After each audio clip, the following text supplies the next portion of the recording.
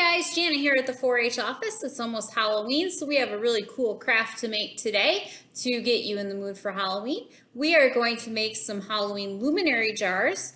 You can also use this activity for any other type of craft, whether it be holiday related or just something fun. So to get started, what you're going to need are some glass jars. I know mason jars are hard to find, so if you had a glass jar for like pickles or something else in the house that you weren't going to use to can, that actually has a smooth surface that we can paint on, that would be great. I'm actually using some old mayonnaise jars that are glass that I've had around the office to do our project. You're also going to need a glitter blast type of paint. I have a darker one, Starry Night, and then a lighter one, Diamond Dust. Now these are clear paints with glitter in them. Take these outside, shake them really well. They do smell bad. Make sure you have the can at least a good 10-12 inches away from your jar. If you don't, you have a little bit of an accident like I did with mine. I got too close, it started running. I thought I could wipe it off, it was too sticky. So I have this funny little mark that I'm actually going to use this side to paint over. In addition to that, you're going to need a Sharpie, scissors, paintbrush, black craft paint, and table covering, plus some clip art. We're going to use a ghost. What you're going to do is print this out onto just regular printer paper, trim him down a little bit, and use him as your stencil. Now, we're going to stencil a little bit differently. Let me show you another jar that I've already completed. I made this one earlier. It has some butterflies on it. I used the clear, lighter colored paint to paint these. Doesn't take long to dry. I did them this morning. They were dry by lunchtime.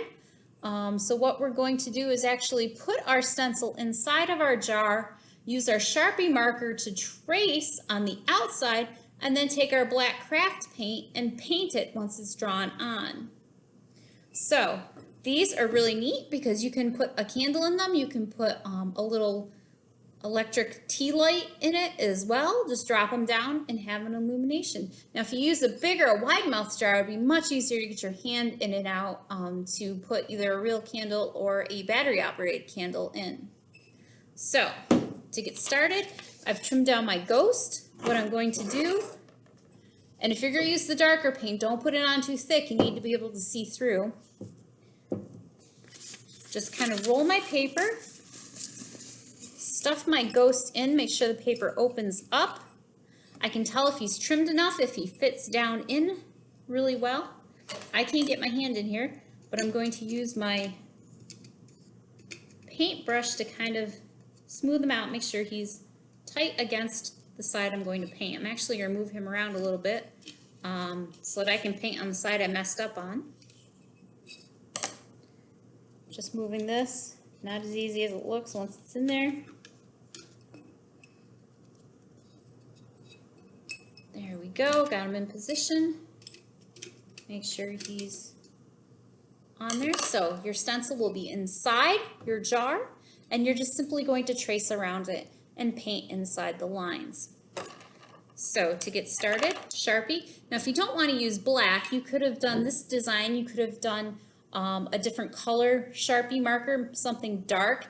What's going to happen is when you put the candle in here, it's going to light up your jar and highlight your design. So we're just going to trace. If you mess up tracing, it doesn't look quite right, don't worry, we can fix it with paint. It's a little tricky because your jar is round and you've got to turn it as you're tracing to make sure that you get the dimensions of your paint, of your picture.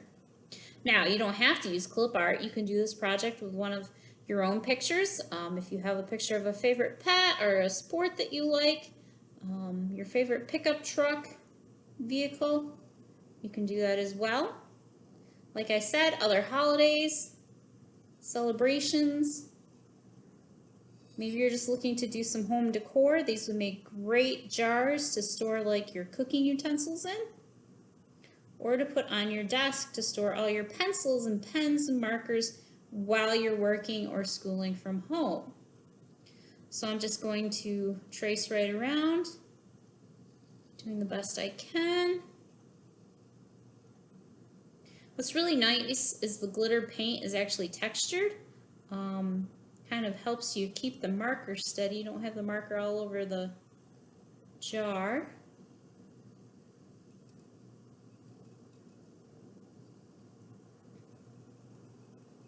Try to keep these simple the first time you do it. Don't get a design that's too complex until you can kind of figure out what size paintbrush you have, how easy it is to paint on the jar. So I have it drawn. Pull my paper out, maybe. Put the top on my marker before I write on myself. I did too good of a job.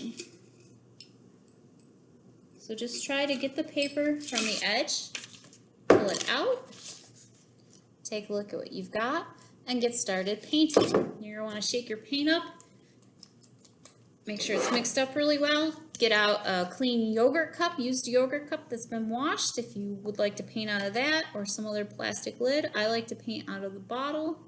So I'm just simply going to paint my design now. Making sure I cover the Sharpie lines, because the Sharpie, even though you used a black Sharpie, isn't the same shade, doesn't have the same pigments in it to make that color. And you want to make sure you cover those lines. So glitter glue is textured. You might have to put a little bit more paint on your brush to cover all of the glitter so it doesn't show through your paint. Unless you like that look, totally up to you. And we're just going to paint following the lines. The craft paint, the acrylic craft paint I'm using, dries really quick within a couple hours on your jar if it's not too thick.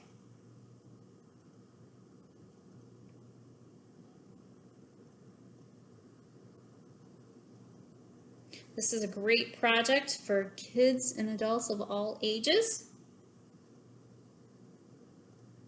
and makes good gifts as well.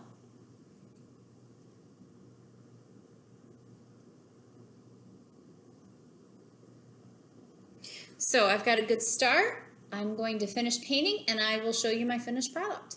So I finished painting. Let's compare our two pictures.